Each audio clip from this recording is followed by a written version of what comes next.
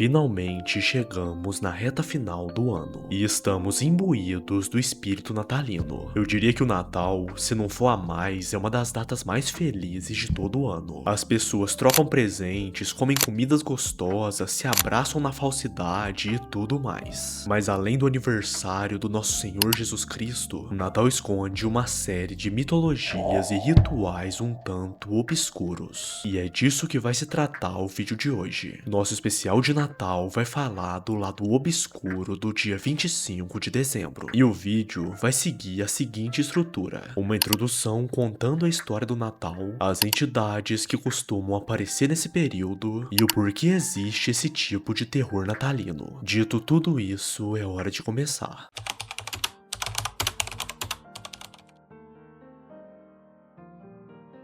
Muito antes do nascimento de Jesus ou da fundação de Roma, a história do Natal começa de um sentimento humano primordial: o medo da escuridão e o anseio pela luz. Para os povos antigos do hemisfério norte, o final de dezembro marcava o solstício de inverno, que era considerada a noite mais longa do ano. E esse era considerado um momento crítico. A natureza parecia morrer e o sol ficava cada vez mais fraco, e as celebrações nasciam de uma necessidade de convocar o sol de volta. No norte da Europa, os povos germânicos e nórdicos celebravam um evento chamado de O Yule. Eles acendiam grandes fogueiras e queimavam o Yule Log, que era basicamente um tipo de tronco cerimonial. E isso era feito para afastar a escuridão e celebrar o deus Odin. Acreditava-se também que durante esse período o véu entre os vivos e os mortos ficava mais tênue. Além disso, o visco e o azevinho, que eram plantas que permaneciam verdes mesmo no gelo, eram venerados como um símbolo de vida que persiste. E essas plantas são meio que as precursoras da nossa árvore de Natal. Descendo agora para a região do Mediterrâneo, a Roma Antiga transformou dezembro em uma festa chamada Saturnália, que era celebrada em honra a Saturno, o deus do plantio e da agricultura. E nesse período, as coisas meio que se invertiam na sociedade romana. As escolas fechavam, os tribunais paravam, escravos eram servidos pelos senhores e presentes eram trocados. Era uma época de excessos, banquetes e alegria desenfreada. Agora, no século depois de Cristo, o imperador estabeleceu o culto ao Sol Invictus, e o aniversário desse deus solar foi fixado estrategicamente no dia 25 de dezembro, uma data que astronomicamente os dias passavam a ficar visivelmente mais longos. E esse era meio que o literal triunfo da luz sobre a escuridão. Pouco tempo depois, quando o cristianismo começou a se espalhar, a igreja enfrentou um dilema. Os fiéis simplesmente não queriam abandonar seus festivais pagãos populares. A Bíblia não menciona a data de nascimento de Jesus. E numa jogada de mestre de sincretismo religioso, o Papa Júlio I, no século IV, decretou oficialmente o dia 25 de dezembro como a festa da Natividade. A lógica por trás da festa era tanto simbólica quanto política: substituir a adoração ao Sol Invicto pela adoração ao Filho de Deus, a verdadeira luz do mundo. E nesse contexto, tradições pagãs como a troca de presentes, a decoração com plantas verdes e a ceia farta foram absorvidas e rebatizadas com um significado cristão. E foi ali que o Natal cristão nasceu.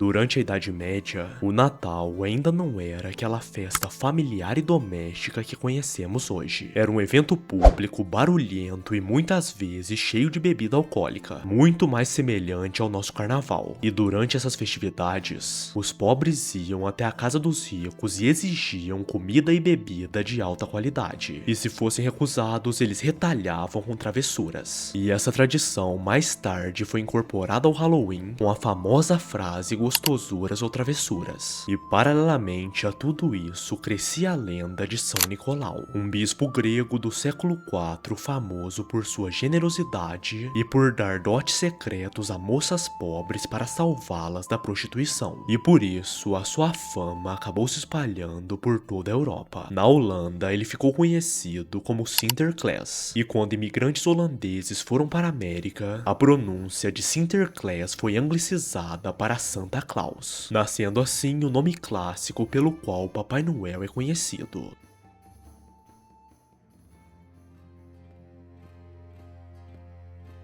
Mas o Natal, como nós celebramos hoje, só surgiu no século XIX. No início desse século, a festa estava morrendo, pois era vista com maus olhos pelos puritanos religiosos, devido à sua origem pagã e natureza desordeira. E nessa época, existiram dois fatores principais para o seu renascimento. Primeiro foi a família real, que por meio do príncipe Albert, marido da rainha Vitória, trouxe da Alemanha a tradição de decorar um pinheiro dentro de casa. E quando uma ilustração da família real ao redor da árvore foi publicada em 1848, a moda explodiu globalmente. E o segundo fator de extrema influência foi a pessoa de Charles Dickens, que ao escrever um conto de Natal, no inglês A Christmas Carol, mudou totalmente o rumo da festa. Ele removeu a ênfase na farra de rua e a colocou na família, na caridade, na bondade e na magia da infância. E foi assim que o Natal tornou-se uma festa doméstica.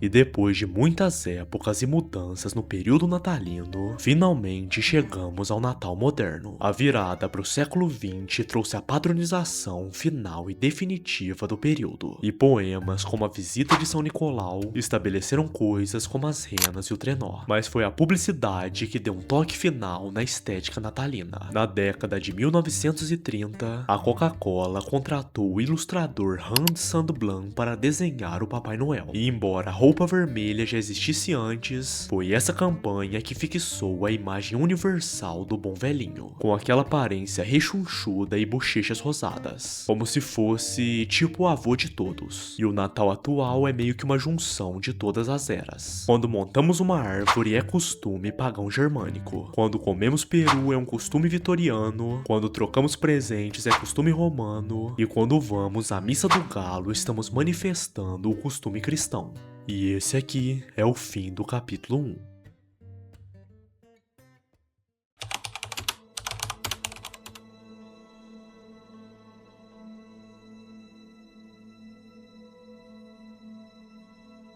Por algum motivo, existem muitas criaturas atreladas ao período natalino, e cada uma delas pertence a uma denominação específica.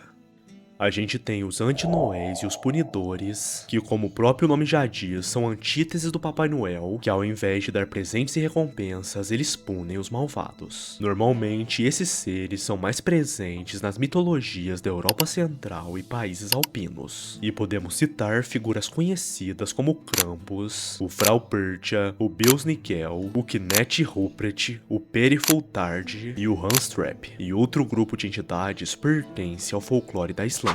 E nesse país existe toda uma família de monstros ligados ao Natal, que são denominados a família Grilla. E lá tem a Grilla, o Lepalude, o Jolacuturim, também conhecido como Gato Yuli, e os filhos de Grilla, que são conhecidos como os 13 Yuli-lentes, que são o Steca Jastaur, que espreita currais, tem pernas de pau e atormenta ovelhas, o Gili Jagur, que se esconde em ravinas e rouba o leite das vacas, o Stufur, que é um anão que rouba frigideiras para lamber a gordura, o Vorus Leikir, que lambe colheres e é tão magro que parece um esqueleto, o Potas Kefil, que raspa potes e rouba resto de comida e panelas, Aska Leikir, que lambe tigelas, esconde debaixo da cama e rouba tigelas de comida, o Rudas Kelir, que gosta de bater portas durante a noite para acordar todo mundo, o Sky Gamur, que é conhecido como devorador e rouba e come todo o iogurte islandês, o Bijo Nakrekir, que rouba salsichas e se esconde nas vigas, o Glugagir, que espreita janelas para ver o que se pode roubar, o Ketirokur, que usa um gancho de carne para roubar carne de cordeiro da chaminé, e por fim o Kestanekir, que segue as crianças para roubar suas velas. Eu não tenho nem ideia se eu falei o nome certo, porque é aqueles nome nórdico lá cheio de letras e tals, mas de qualquer forma a escrita certa vai estar no fundo do vídeo para vocês lerem. Mas além do terror da Islândia, existe um grupo mais intenso de entidades que comporta tanto bruxas e criaturas do submundo quanto duendes. E podemos citar entidades como o Kalikantzaroi, o Nisi Outonte, o Karankonkolos, a Labefana, o Lutes Eufrau e o Strangele. E é claro que também existem as bestas místicas que aparecem na época natalina, como Merlind, Julbok e o burro de Kanagir. Agora, saindo da vertente mitológica e histórica, a nossa querida internet também criou uma série de criaturas assustadoras para essa essa data, em especial alguns SCPs de Natal. Tem o SCP-4666, que é o Homem Yuli, tem o SCP-784, que é a Alegria Natalina, tem o SCP-2536, que é o presente que continua se dando, tem o SCP-3355, que é o São Nicolau, tem o SCP-4255, que é o Papai Noel Viajante do Tempo, e tem o SCP-2412J, que é o Laplander. Mas eu acho que só falar o nome e de onde essas coisas surgiram não é o suficiente, né? Que tal então dissecarmos algumas delas?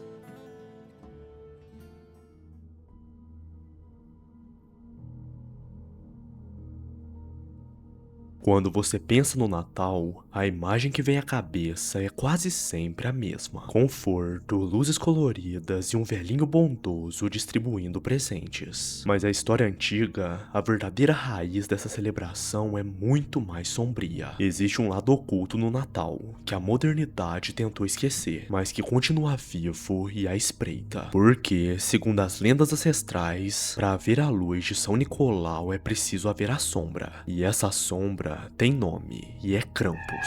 Esqueça a ideia de carvão para quem se comportou mal. Nos Alpes europeus, a punição é física e brutal. A palavra Krampus vem do alemão antigo e significa garra, e a criatura é a definição de um pesadelo. Uma besta meio demônio, meio cabra, com chifres grotescos, pelos sujos e uma língua bifurcada. Enquanto São Nicolau recompensa a bondade, o Krampus é encarregado do trabalho sujo. A lenda diz que ele aparece no anoitecer de 5 de dezembro, e o primeiro sinal da sua presença são os sinos enferrujados e o som pesado de correntes sendo arrastadas. Ele carrega varas de bétula para açoitar quem foi desobediente, e nas costas um saco enorme, não para presentes, mas para levar as crianças irrecuperáveis para o seu covil. Até hoje, na Áustria e Alemanha, os jovens fabricam máscaras de madeira pesada chamada de larve, e tomam as ruas nessa noite, atacando os pedestres em um ritual que mistura folclore e violência real. Mas se você acha que tá protegido desse terror folclórico por estar no Brasil, você tá bem enganado. No sul do país, mais especificamente no Vale do Itajaí, em Santa Catarina, os imigrantes trouxeram essa entidade na bagagem, mas aqui ela sofreu uma mutação. Em cidades como Guabiruba, ele é conhecido como Pessinique, mas diferente do demônio dos Alpes, o nosso monstro natalino parece ter saído direto de um pântano. Ele veste roupas velhas, sacos de juta e tem o corpo coberto por folhas e palha, como se fosse uma assombração da mata. A lenda local conta que dias antes do Natal já é possível ouvir seus gritos vindo da floresta densa. Se você não mentiu e foi obediente, dizem que você nunca verá o rosto dele, mas se você falhou, a visita é garantida. A figura grotesca sai da mata, invade a civilização e cobra a dívida de comportamento.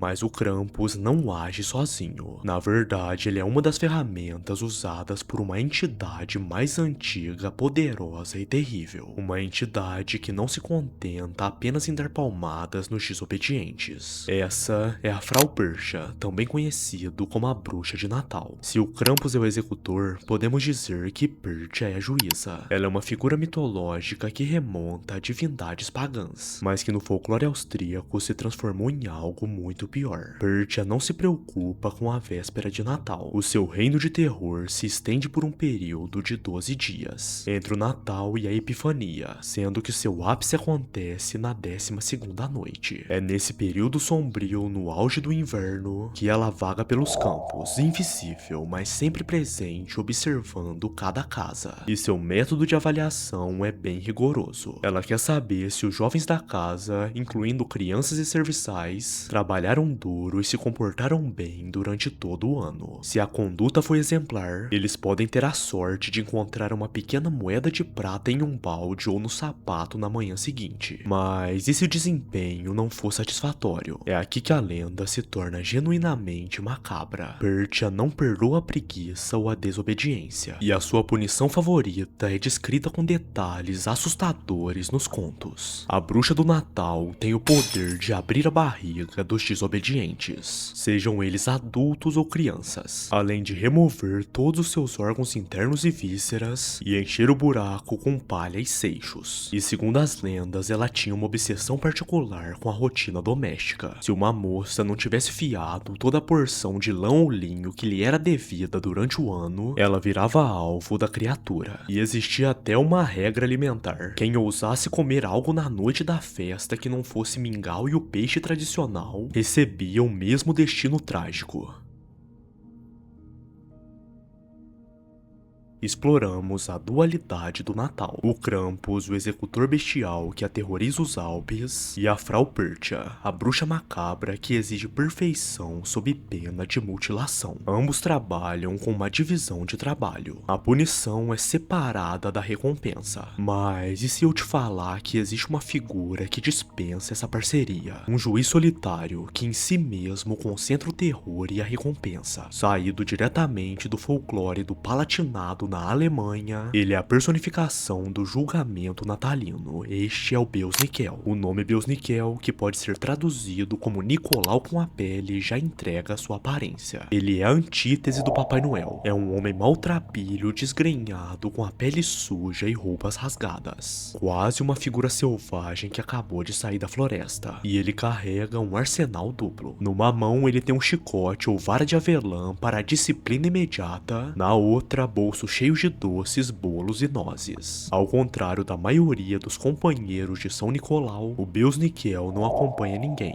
Ele viaja sozinho, e a sua função é visitar casas, geralmente de 1 a 2 semanas antes do Natal, agindo como um detector de mentiras ambulante. O Beus-Níquel batia na porta ou na janela e exigia algo das crianças, como responder a uma pergunta ou cantar uma música. Se o desempenho fosse satisfatório, ele jogava as guloseimas no chão. E é aqui que vinha o truque. Se as crianças fossem muito rápidas e gananciosas pulando para pegar os doces, elas acabavam sendo imediatamente atingidas pelo chicote que ele carregava. Tudo era um teste de paciência, obediência e humildade. Você tinha que suportar o susto, respeitar a figura assustadora e só então, talvez, você pudesse comer o doce. E alguns antigos relatos da Pensilvânia descrevem a visita dele como uma experiência ainda mais assustadora. Ele chegava no escuro, totalmente disfarçado, sabendo exatamente quais crianças tinham sido mal comportadas. E o resto, você já sabe.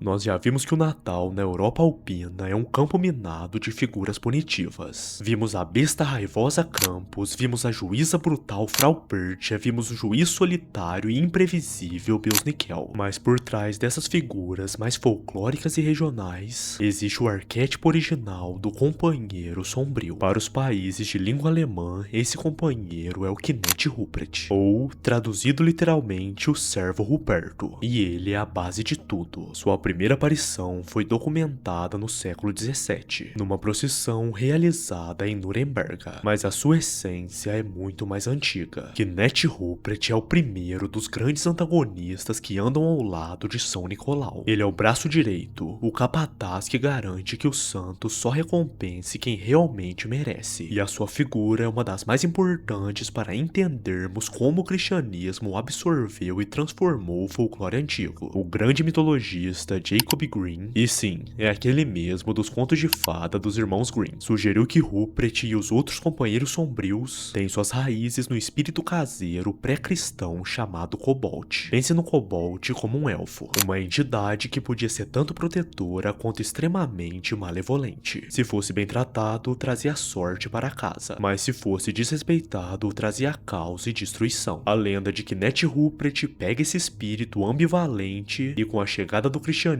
enfatiza o lado mal. Ele se torna puramente um agente do terror e da disciplina. E o seu trabalho é simples: ser a ameaça que o santo benevolente jamais usaria. Enquanto São Nicolau distribui a esperança e o amor, Knecht Ruprecht está ali, pairando, pronto para espancar ou abduzir crianças desobedientes. Ele é, em essência, o primeiro companheiro sombrio que estabeleceu a regra de que o Natal só traz alegria se você for bom o ano todo.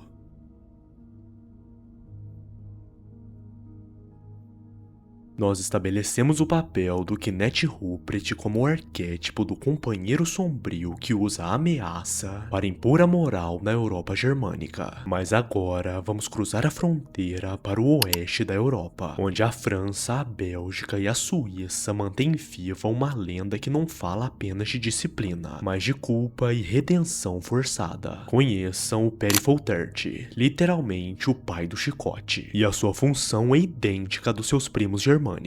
No dia de São Nicolau, 6 de dezembro, enquanto o bom santo distribui presentes, Père Foltert atua como policial malvado, entregando pedaços de carvão ou dando surras com seu chicote. Mas é a origem desse personagem que o torna um dos mais grotescos do folclore natalino. A história mais difundida, datada de 1252, narra um conto de terror que parece ter saído de um tipo de slasher medieval. Père Foltert, antes de ser o pai chicote, era um estalajadeiro, ou em algumas versões um açougueiro. Ele e sua esposa armaram uma emboscada para 3 meninos ricos que estavam a caminho de um internato. E o motivo para isso, um simples roubo. Mas o que segue na história é o mais puro suco da brutalidade. Eles adormeciam os meninos, desconectavam suas gargantas e, segundo o folclore, desconectavam seus corpos em pedaços e escondiam em um barril de sal. E foi São Nicolau que descobriu o crime hediondo. Mas em um ato milagroso, o santo ressuscitou os 3 meninos. Até essa parte, todas as histórias são iguais. Mas de acordo com as versões, o destino do açougueiro é o que muda. Na versão mais branda, ele se arrepende e se torna por penitência o assistente de Nicolau. Agora, na versão mais sombria e a que prevalece, São Nicolau forçou a se tornar seu ajudante como uma punição eterna por seus crimes. Ele está condenado a acompanhar a bondade, sendo ele mesmo a personificação da maldade exposta.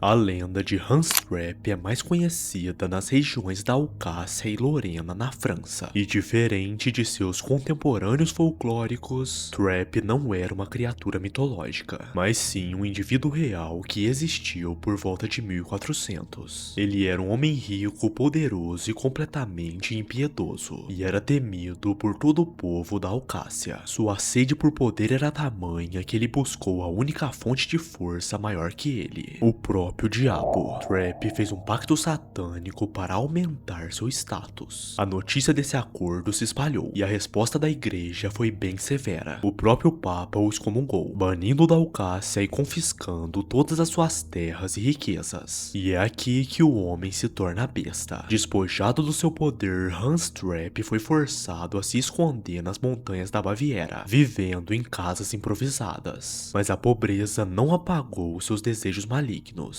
apenas os transformou. E como mente vazia é a oficina do diabo, nessa solidão surgiu a vontade de experimentar o sabor da carne humana. E para saciar esse apetite macabro, Trap criou um disfarce bem sinistro. Ele passou a se adornar com palhas e galhos, vestindo-se como um espantalho maltrapilho, e ficava à espreita na estrada perto do seu covil, só esperando suas vítimas. Sua primeira vítima registrada foi um menino de 10 anos, que, segundo a lenda, foi eliminado por ser desobediente, e no seu esconderijo, Trap fez atrocidades com o corpo daquela criança. Desde aquele dia, todas as crianças travessas que passavam por aquela estrada começaram a desaparecer misteriosamente. Hans Trap é o anti-Papai Noel mais aterrorizante que existe, pois ele não punia apenas com chicote ou um susto, ele punia com a morte e o canibalismo. Ele é uma lenda que serviu por muito tempo para manter as crianças sob uma rédea curta, ilustrando que a desobediência era um portal para ser devorado pela escuridão.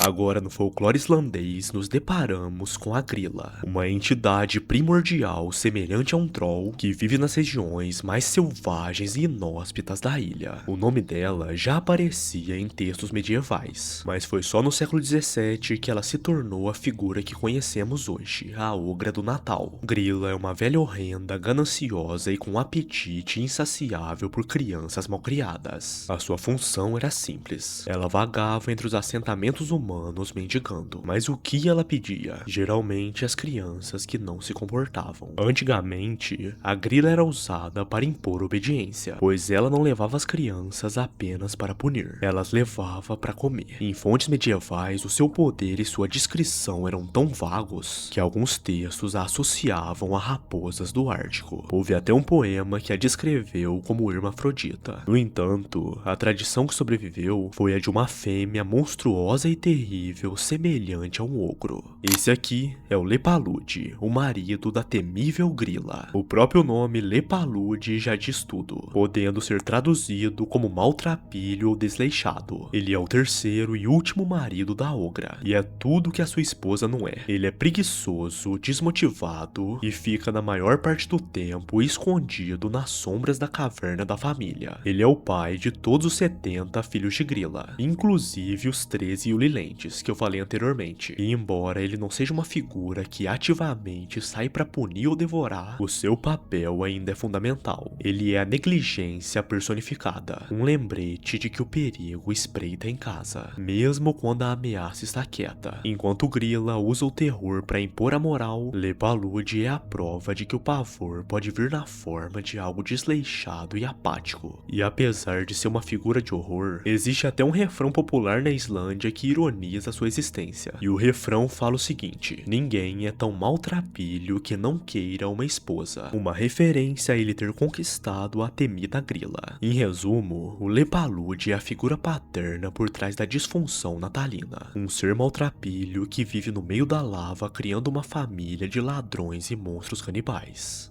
Nós vimos a família que governa o Natal islandês. A ogra canibal Grilla, o pai preguiçoso Lepalude e seus 13 filhos. Mas o membro mais bizarro e mais eficaz é o animal de estimação da família. O gato de Yule não é um bichinho fofo, é um gato enorme e feroz, que espreita os campos nevados da Islândia durante o Natal e tem apenas uma regra. Ele tem o intuito de devorar quem não recebeu roupas novas antes da véspera de Natal. A punição dessa criatura não é roubar, mentir ou quebrar louças. É puramente sobre o consumo e a produção. A lenda do gato Yule servia como uma espécie de incentivo para que todos trabalhassem arduamente na produção de lã e vestuário antes do inverno rigoroso. Aqueles que participavam do trabalho ganhavam roupas novas e sobreviviam. Agora, aqueles que não produziam ou eram preguiçosos tornavam-se presas do gato. Em algumas versões do conto, o gato não devora a pessoa, mas apenas come a Christmas Bite, que era meio que uma porção extra de comida que era dada aos trabalhadores na época de Natal. Mas mesmo essa versão menos sangrenta é incrivelmente devastadora. No auge do inverno islandês, ter a sua porção extra de comida roubada poderia significar a diferença entre a sobrevivência e a fome. O gato de Yule, em essência, é o terror da sobrevivência. Ele pune a pobreza, a preguiça e a falta de produção. E é o gato Yule que fecha o círculo dos punidores.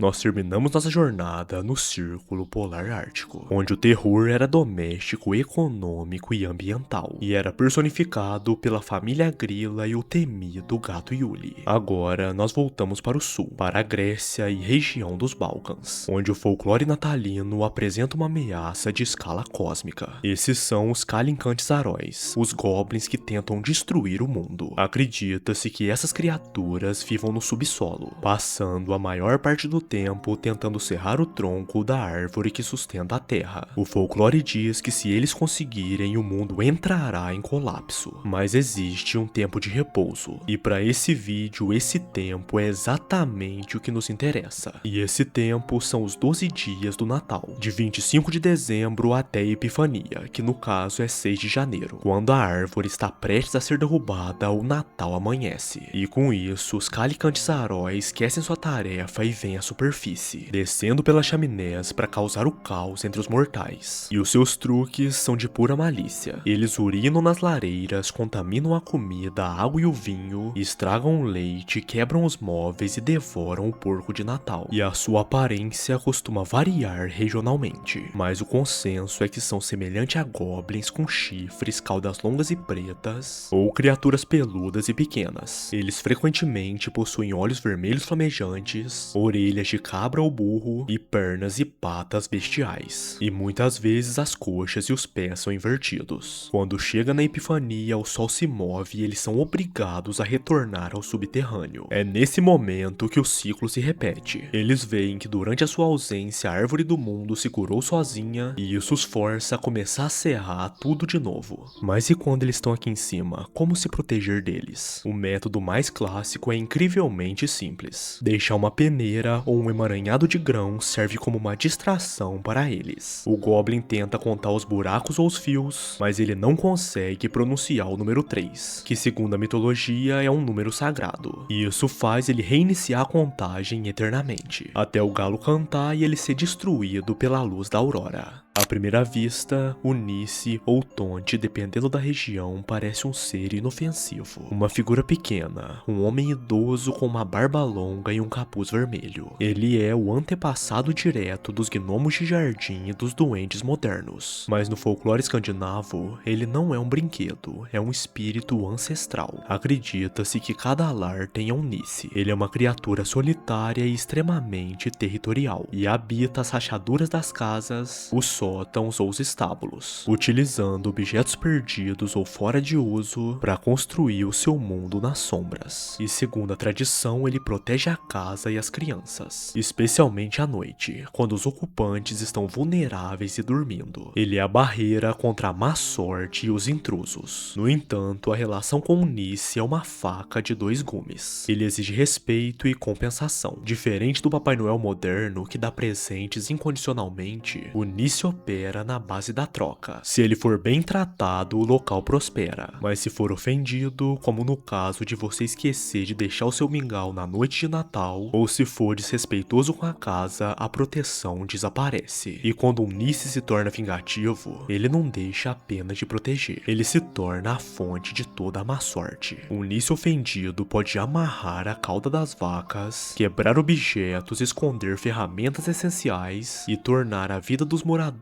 um inferno psicológico. Ele é um lembrete que na Escandinávia a sorte não é um acaso, é um contrato com uma criatura invisível que mora nas suas paredes. No folclore do Nordeste da Anatólia e nas montanhas da Bulgária, o verdadeiro perigo do inverno não é apenas a temperatura, mas sim o que se esconde nela. Durante os dias mais brutais da estação, conhecidos como Zenhiri ou o Frio Terrível, surge uma besta coberta por pelos espessos bem semelhante ao pé grande, mas com um jeito muito mais sádico. Esse é o Carancônculos. Ele é um predador psicológico que usa o frio como uma arma. A lenda diz que ele espreita do lado de fora das casas, na escuridão, e possui a habilidade aterrorizante de imitar a voz de entes queridos. Ele chama você pra fora usando a familiaridade para atraí-lo para o gelo. Se a vítima cair no feitiço e sair, ela entra em um transe hipnótico e morre congelada, pois ela fica perdida na neve e é guiada por um monstro. Mas o encontro, ele pode ser ainda mais direto. O Carancônculos aguarda em esquinas escuras para interrogar os viajantes noturnos.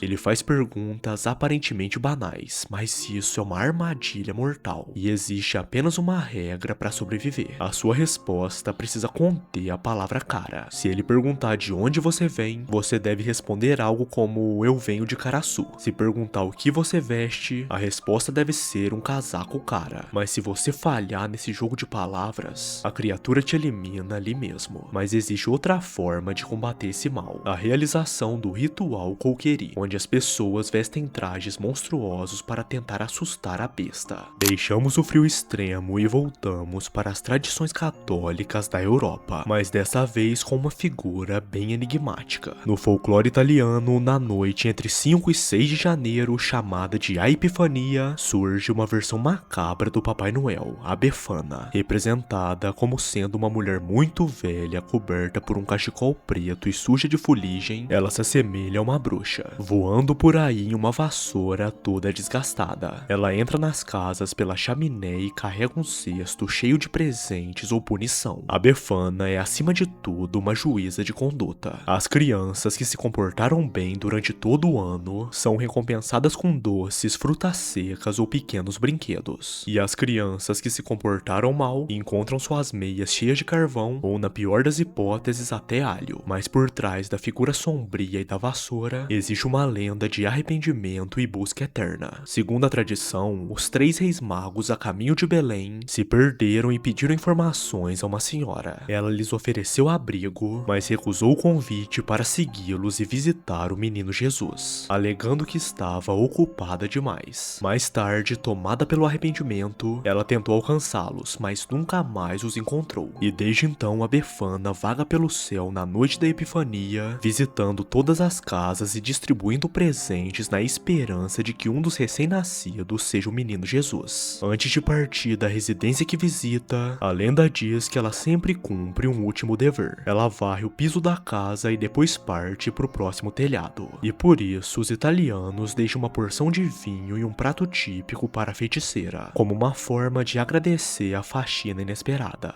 Voltamos ao folclore alemão, mas dessa vez a ameaça não é um demônio e muito menos um duende. É uma bruxa que age no dia de Santa Luzia, em 13 de dezembro, e ela se chama Lutzeufrau. Ela é uma figura que oferece presentes às crianças, como nozes, maçãs e ameixas secas. Ela é meio que uma precursora dos costumes de Natal, uma doadora de frutas que tem a intenção de afastar a fome do inverno. Mas toda essa benevolência tem uma face sombria e aterrorizante.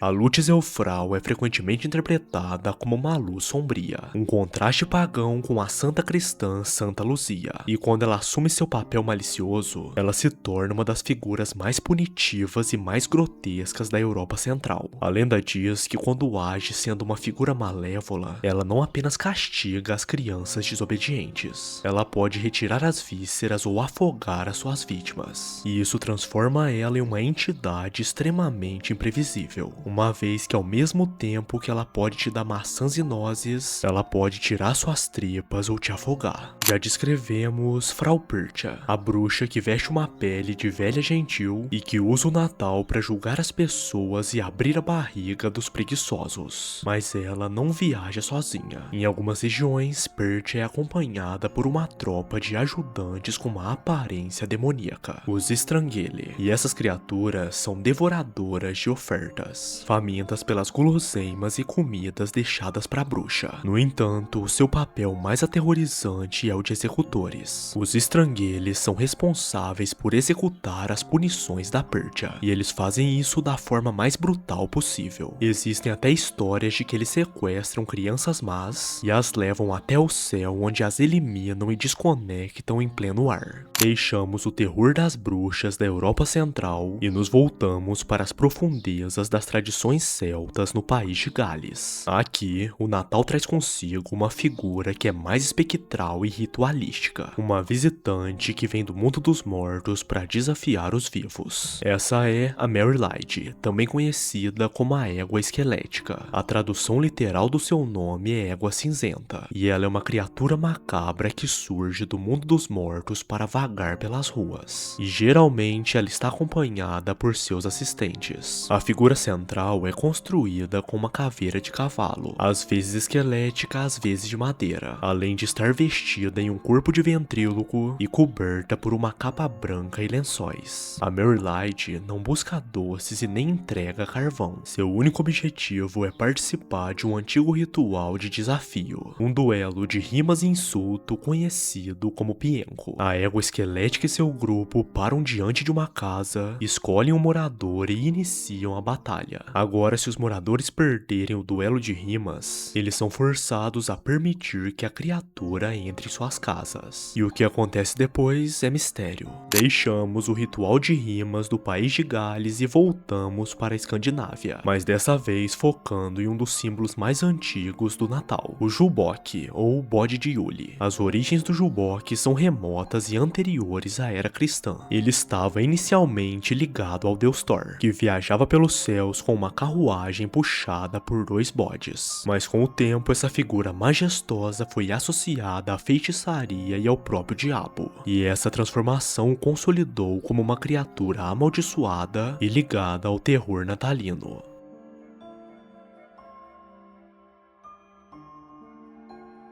Até esse momento, falamos só de criaturas mitológicas. Algumas mais conhecidas, outras menos conhecidas, mas todas são de alguma mitologia específica. Mas nessa reta final do vídeo, eu gostaria de falar bem por cima de alguns SCPs natalinos. Então, coloca uma trilha sonora de terror antigo da net aí e vamos lá.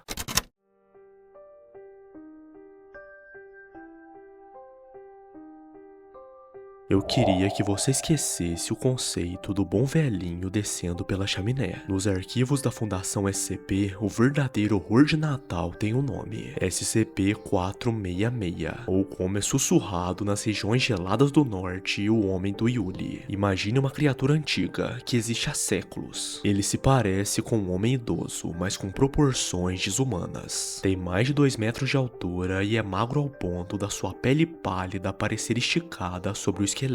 Ele caminha totalmente nu, imune ao frio congelante das nevascas, e ele só aparece durante 12 noites específicas, entre o final de dezembro e o início de janeiro, e o alvo dele é sempre o mesmo: famílias que vivem em casas rurais isoladas, cercadas pela neve e que tenham crianças pequenas. O que acontece nessas casas segue um ritual perturbador, conhecido como o evento Wastenet. Durante as primeiras 7 noites, o terror é silencioso. Apenas as crianças veem. Elas relatam aos pais que há um homem estranho e nu na floresta observando a casa. Em noites piores, eles acordam de madrugada e o veem com o rosto pressionado contra o vidro da janela, observando-as a dormir com um olhar faminto. Agora, da 8ª à 11ª noite, ele invade. A família inteira começa a ouvir passos pesados no telhado e no sótão, e um cheiro insuportável invade os cômodos. Um odor de carne podre, sujeira e suor antigo. Os pais, desesperados, tentam se convencer de que é apenas um animal morto ou vento, mas no fundo sabem que algo maligno já entrou na casa. Então chega a 12ª noite, o desfecho. Na maioria das vezes, o Homem do Yuli massacra a família. Ele brutaliza os adultos violentamente, deixando apenas uma criança viva, sempre menor de 8 anos. Ele coloca essa criança em um saco e desaparece na escuridão da neve. Essas crianças nunca mais são vistas. Pelo menos não da forma em que seus pais se lembravam, porque existe um segundo final, mais raro e bem mais perturbador. Em cerca de 15% dos casos, ele não mata ninguém. A família acorda viva, mas as crianças encontram presentes aos pés das suas camas. Não são brinquedos comprados em lojas. São bonecas, flautas e peões feitos de forma grosseira. E quando a fundação analisou os presentes, descobriu a verdade sobre o destino das crianças sequestradas. Os brinquedos são feitos de carne, ossos, tendões e pele humana. Em um caso emblemático, uma boneca dada de presente foi analisada e descobriu-se que ela não era feita de pedaços mortos. Era uma menina que foi sequestrada 2 anos antes, costurada, modificada e pintada para parecer uma boneca, e ela era mantida viva e consciente em meio a todo aquele horror. O Homem do Yuli não tem uma fábrica mágica de brinquedos. As crianças que ele leva no saco tornam-se a matéria-prima para os presentes que ele deixará na próxima visita, e a cada inverno ele continua caçando.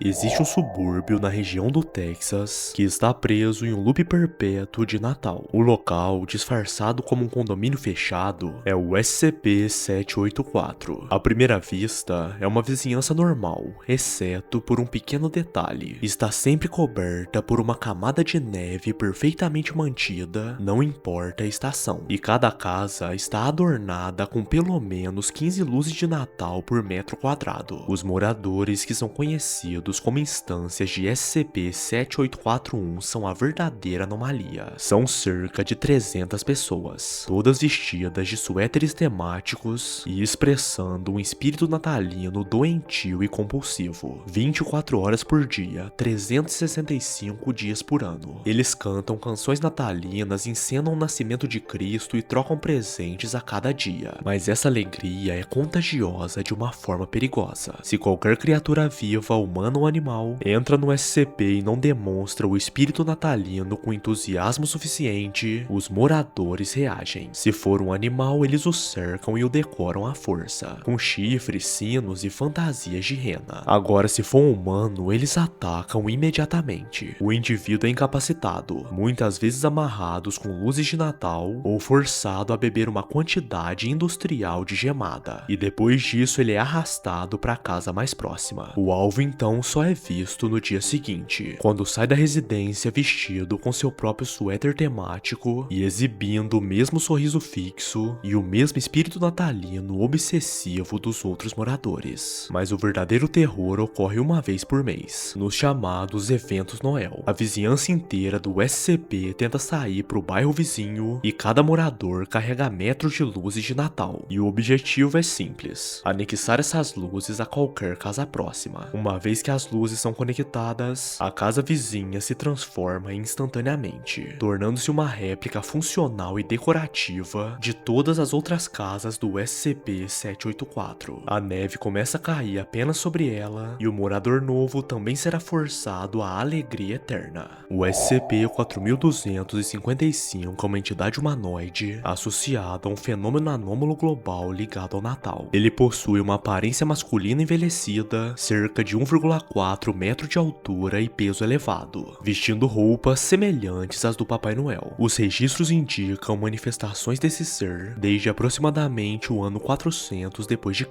Todos os anos, às 8 da noite, no dia 24 de dezembro, o SCP surge a 1 quilômetro de altura em um trenó voador ornamentado, puxado por 8 renas. Mas essas renas não possuem uma assinatura térmica detectável. O mais intrigante é que durante esse período, até 294 versões temporais da mesma entidade aparecem simultaneamente ao redor do planeta, resultado de habilidades de manipulação temporal em pequena escala. O SCP pousa em residências onde o Natal é celebrado e entra nos locais usando suas anomalias temporais. Ele distribui presentes não anômalos para todas as crianças, com um alto índice de precisão em relação aos desejos individuais de cada uma. E após concluir a missão, todas as manifestações desaparecem e só retornam no próximo ano. O SCP-2536 é uma anomalia que se manifesta como uma grande árvore de Natal, com cerca de 2 metros de altura e decorada em tons púrpura e branco. Existe um comunicador fixado em sua base que reproduz continuamente uma música natalina em alto volume. A entidade surge exclusivamente durante o mês de dezembro e aparece apenas para os funcionários da fundação, em hipótese alguma para o público externo. Em cada manifestação, o SCP surge próximo a um funcionário específico e deixa um presente embrulhado sob seus galhos. E esse presente contém exatamente aquilo que a pessoa mais deseja, mesmo quando não é um desejo consciente. Em alguns casos, quando o objeto não cabe fisicamente na embalagem, o interior do presente se expande de forma anômala para acomodá-lo. A Fundação considera o SCP-2536 impossível de conter fisicamente, e por isso os procedimentos focam no comportamento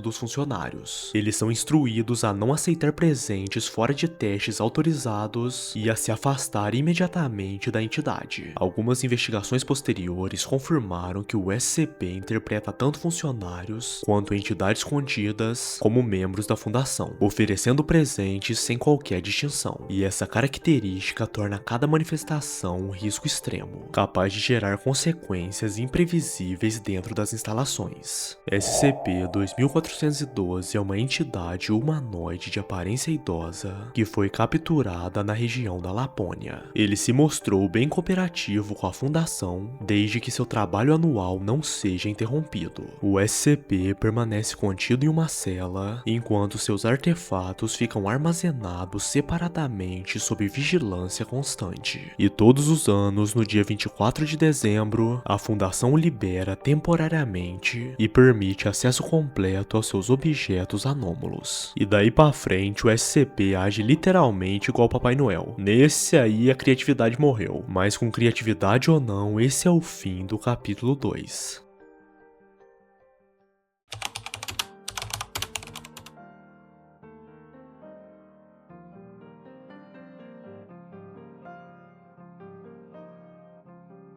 Muitos historiadores e estudantes de mitologia tentam entender o porquê do período natalino ser tão festivo e ao mesmo tempo tão sombrio. A pesquisa indica que o período do solstício de inverno era biologicamente aterrorizante para os povos antigos, pois era um tempo de escuridão prolongada, fome e frio mortal, e essas criaturas personificavam esses medos, como o gato Yule representando o frio ou a grila representando a fome, serviam como ferramentas de controle social, para que todos cooperassem para a sobrevivência da comunidade durante os meses difíceis. Também tem toda essa questão dos punidores, que eram usados para manter as crianças com medo de serem malcriadas. E isso era um controle absurdo, até porque quem teria coragem de ir contra um bicho que literalmente abre a tua barriga e tira tuas tripas? E o terror online é mais uma expansão mitológica. As pessoas pegam as criaturas e dão uma caprichada na lore e na brutalidade, e aí surge esses bichos sinistros aí. Mas essas explicações é o que a razão tenta explicar. É a ciência e a história tentando esclarecer o sobrenatural. Mas será que a pesquisa científica explica tudo? Será que realmente em tempos antigos não tinha nada à espreita? Será que enquanto você está em casa comendo, trocando presentes no quentinho, não tem nada lá fora observando?